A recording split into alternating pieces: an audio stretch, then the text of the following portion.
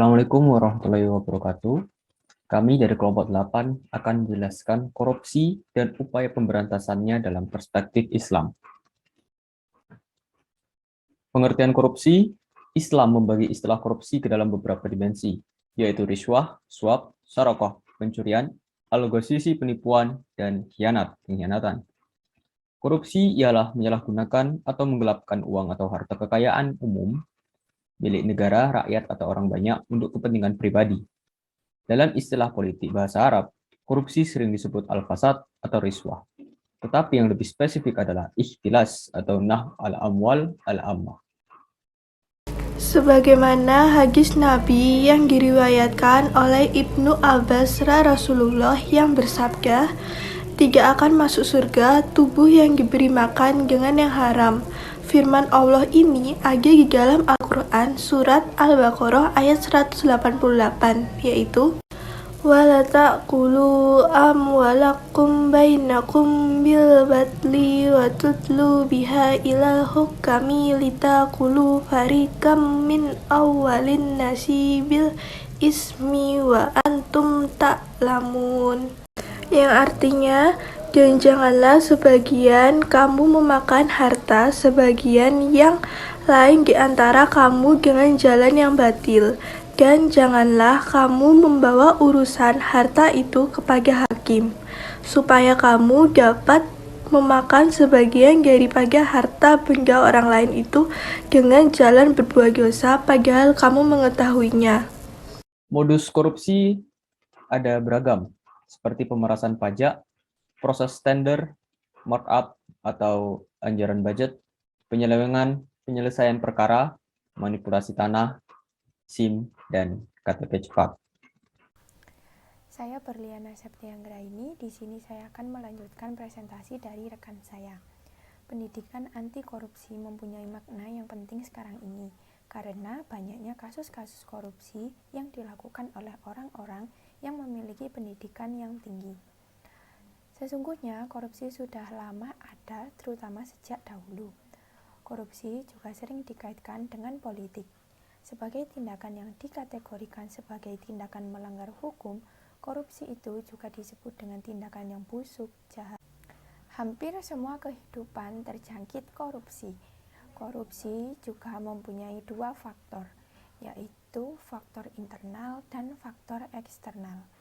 Faktor internal merupakan penyebab korupsi yang datang dari diri pribadi, sedangkan faktor eksternal penyebab terjadinya korupsi dari luar.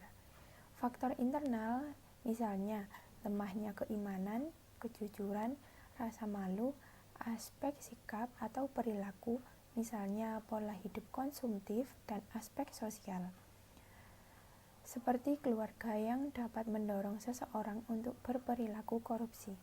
Sedangkan faktor eksternal seperti aspek ekonomi, misalnya pendapatan atau gaji yang tidak mencukupi kebutuhan. Aspek politik, misalnya kepentingan meraih dan mempertahankan kekuasaan. Banyak sekali faktor yang menyebabkan terjadinya korupsi, baik dari pelaku atau dari luar. Seseorang melakukan korupsi adalah karena ketergodaannya akan dunia materi atau kekayaan yang tidak mampu ditahan atau tidak bisa diraih. Kebanyakan dalam kehidupan masyarakat yang ada pada dalam faktor ekonomi seperti pendapatan atau gaji yang tidak mencukupi kebutuhan. Pendapatan lainnya seperti kurangnya gaji dan pendapatan pegawai negeri merupakan faktor yang paling menonjol dalam korupsi.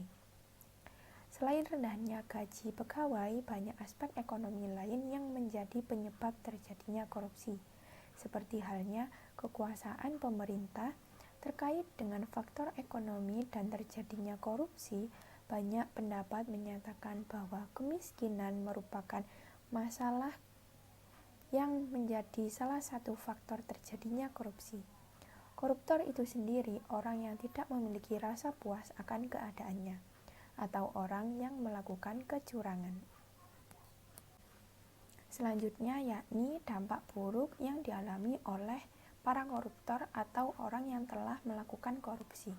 Dampak yang terjadi baik di dunia maupun di akhirat yaitu yang pertama, pelaku korupsi akan belenggu saat akan menghadap Allah Subhanahu wa Ta'ala. Yang kedua, pelaku korupsi akan mendapatkan kehinaan dan siksa api neraka. Yang ketiga, orang yang meninggal yang membawa harta hasil korupsi tidak akan menjamin masuk surga. Yang keempat, sedekah pelaku korupsi dari harta korupsi tidak akan diterima Allah Subhanahu wa Ta'ala. Dan yang terakhir, harta korupsi bersifat haram, sehingga menjadi penyebab tidak dikabulkannya doa. Landasan hukum Islam, landasan hukum peradilan menurut agama Islam seperti musyawarah, perkataan keadilan juga bersumber dari Al-Quran seperti 1. Dalam surah An-Nisa ayat 135 yang terdapat isinya menegakkan keadilan adalah kewajiban orang-orang yang beriman. Siapa mukmin apabila menjadi saksi, ia diwajibkan menjadi saksi karena Allah dengan sejujurnya dan adil. Manusia dilarang mengikuti hawa nafsu dan manusia dilarang menyelewengkan kebenaran. 2. Surah Al-Maidah ayat 8 yaitu perintah kepada orang-orang yang beriman supaya menjadi manusia yang lurus dalam kurung adil dari perkataan Al-Qis karena Allah. Regulasi hukum pidana Islam, ta'zir dalam tindak pidana korupsi dapat diklasifikasikan sesuai dengan berat dan ringannya cara atau akibat yang ditimbulkan. Di antaranya A. Masuk daftar orang tercela al-tasyir. Al-tasyir diberlakukan atas pelaku kesaksian palsu dan berlaku curang. B. Dengan pukulan, derah atau cambuk. Pukulan ini diperlakukan pada pelaku pidana dengan tidak dimaksudkan untuk melukai atau mengganggu produktivitas kerjanya. Sebaliknya bertujuan untuk membuat jerah pelaku. C. Penjara. Pemenjaraan bisa berjangka pendek atau jangka panjang. Penjara, contohnya penjara seumur hidup. D. Hukuman mati. Terkadang bentuk hukuman takzir bisa berbentuk hukuman mati. Hukuman itu dapat diberlakukan bila kemaslahatan benar-benar menghendakinya. Korupsi dengan yang pertama, sistem penggajian yang layak. Yang kedua, larangan menerima suap dan hadiah. Yang ketiga, perhitungan kekayaan. Yang keempat, hukuman setimpal. Yang kelima, teladan pemimpin. Pemberantasan korupsi hanya akan berhasil bila para pemimpin, terlebih pemimpin tertinggi dalam sebuah negara, bersih dari korupsi. Yang keenam, pengawasan masyarakat. Masyarakat dapat berperan menyuburkan atau menghilangkan korupsi dengan cara tidak mendekati dan menghindarinya.